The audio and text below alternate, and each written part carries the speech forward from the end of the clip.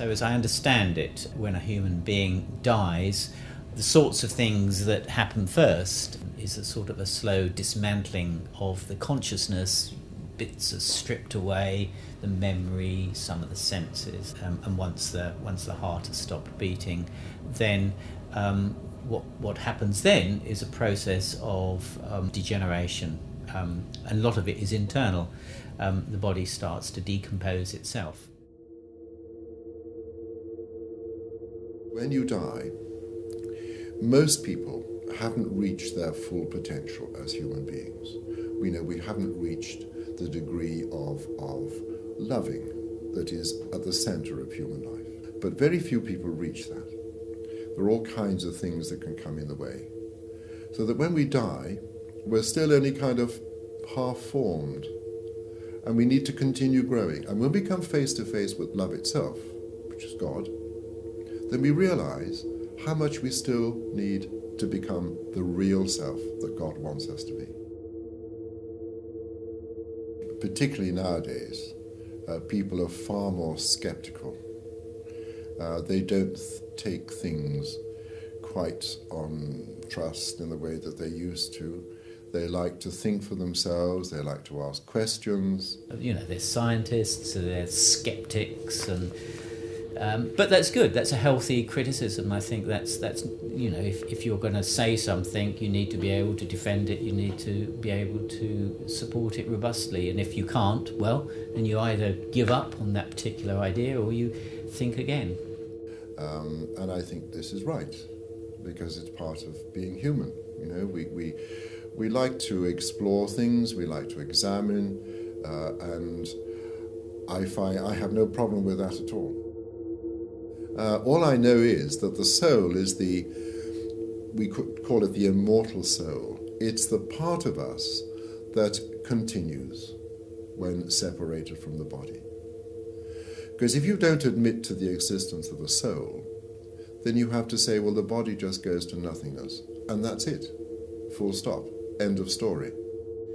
No, I don't believe that they have a soul. If by a soul you mean an immortal bit of the human makeup, no, I don't see any evidence as a scientist that there is that. Whereas in Christian tradition, the soul is the real me.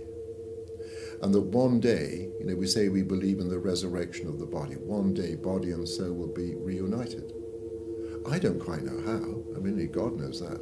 I suspect that the closest, in my view, that we come to immortality is through our inheritance. So in my case, for example, I'm the product of my parents and they of their parents and such like. And I reckon, I calculated, thinking of this over the weekend, that you could probably go back 1,000 generations.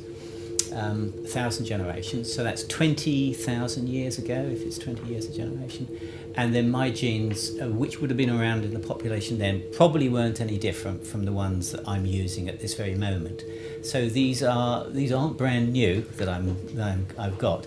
They are things that I've inherited, and I have already passed them on to my children. And I hope that in 1,000 generations' time, they'll still be out there doing their thing. So that's probably, in terms of immortality, the closest I'm going to get.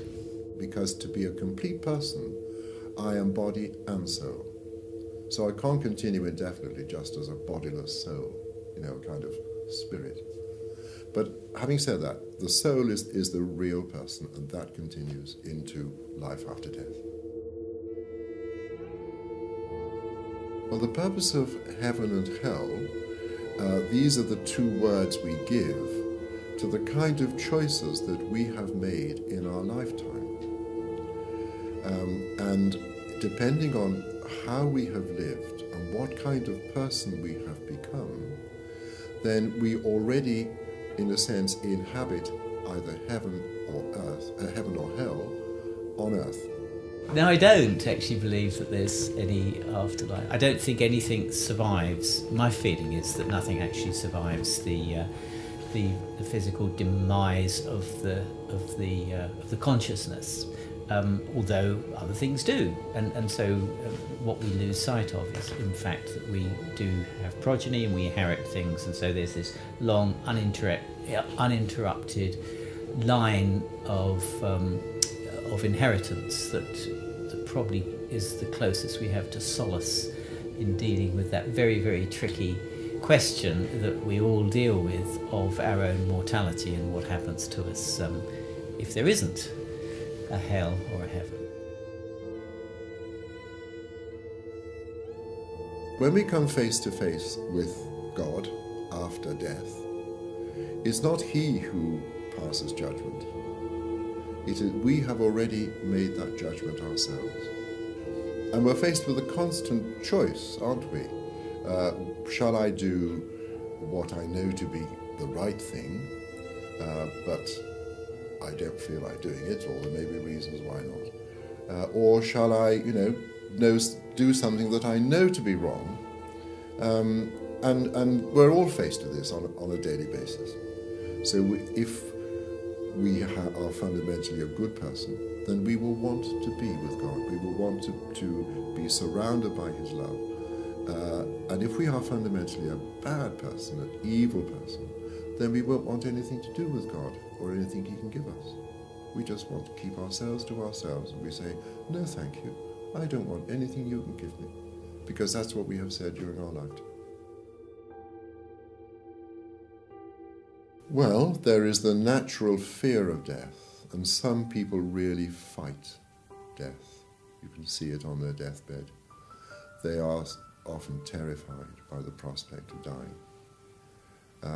And there's there is a struggle, isn't there, when the body and soul, part company, the body gives up, and it's very natural, it's a natural desire for us to want to live, it's a very strong instinct. But when we come to the point when the body, as it were, gives out, then some people will fight this. Other people don't. I've known many cases where people go very gently into death because they don't fear it. People grieve, and that's not necessarily a spiritual thing. It's a human thing. But I think taking control of the process, being part of the process, rather than handing it over to other amorphous organisations to do, I think is an important thing. And so I think the greatest insult for me as a person would be, over my dead body, somebody say, and now we cast into the earth the body of John in sure knowledge of everlasting life, or whatever the words are, when in fact what I would want them to say, what we call the body of John into the earth for recycling, because that would be close to my belief of how things work, and I would be happier with that. Because for us, death, of course, isn't the end, and it's simply the door leading to a new life.